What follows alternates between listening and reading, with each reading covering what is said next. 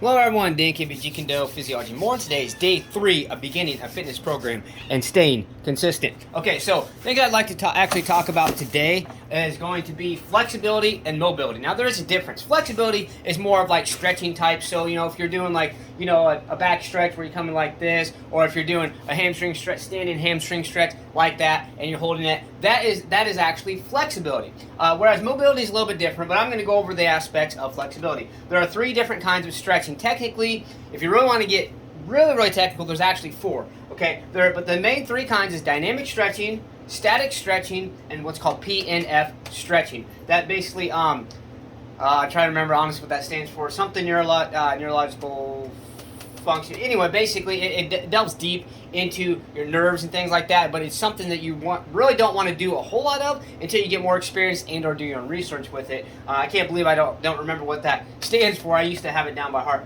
Okay, so dynamic stretching and mobility exercises. Dynamic stretching is going to be a stretch and a warm up at the same time. So if you're doing walking lunges, okay, so boom like this, okay. Walking lunges is a form of dynamic stretching, okay.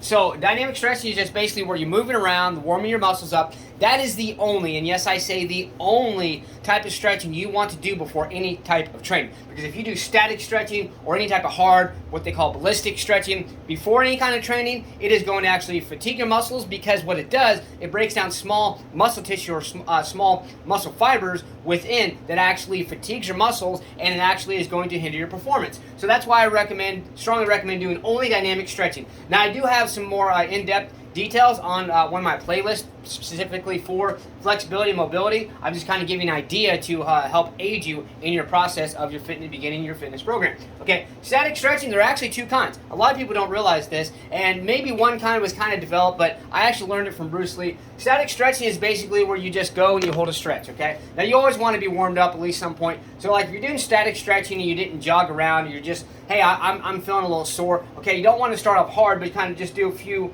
maybe dynamic type first, and then you can pull forward, and then you can hold it for a period of time. That is one type of static stretching. Another type that I learned from Bruce Lee is where you literally work with your breathing and you go slowly into the stretch. So we're doing a back stretch like this, right? Watch my arms, okay?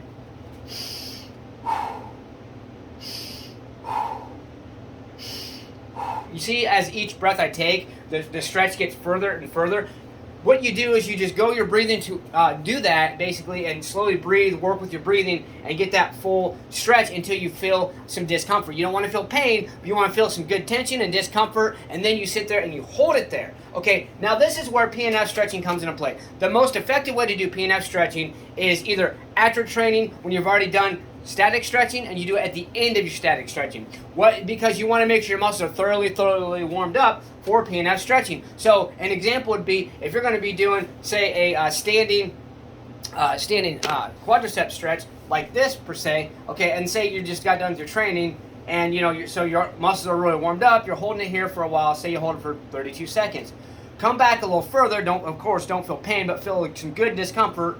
Hold for 10 seconds, let it completely off, and then come back up, and then hold it for 10 more seconds. That is PNF stretching. Make sure you're thoroughly warmed up and or after your training, and I say after you complete your static stretching, and you'll get the best results and you'll prevent injury. Okay, now let's get in a little bit more into mobility. Mobility is more of those dynamic type stretches. Okay, so that's going to be like the walking lunges, waist twist to kind of get your upper body, as well as your thoracic spine, which are the muscles surrounding your spine. It's called your thoracic spine. That is going to get those warmed up. So different types of dynamic stretching. There's all kinds of mobility exercises. One way to increase mobility through these type of exercises is if you're doing some lunges. Okay, so you come down here. You may not be able to see real. Come down here. Okay, and you're just kind of doing them, say, back and forth, right? Well, as you come down each time, go a little farther, and move your body around. That's the whole idea. Being mobile or mobility. Okay. And then also do mobility exercises throughout the day to stay mobile. So especially if you're sitting down for periods of time, get up, off and on, just do some mobility exercise. Maybe go from side to side, boom, side to side, kind of, do some stretches like this, Do some mobility exercises throughout the day to help increase your overall mobility, or the ability to be mobile, the ability to move the body and keep the body moving and keep the body from being tight and sore. So let's do these things. Let's be proactive. You have to stay motivated, believe in yourself, believe you can do it, and believe that you deserve it. Let's get out there. Let's go. Smash, punch, kick that like button. Just don't break it. Let's get out there and do something. Let's go.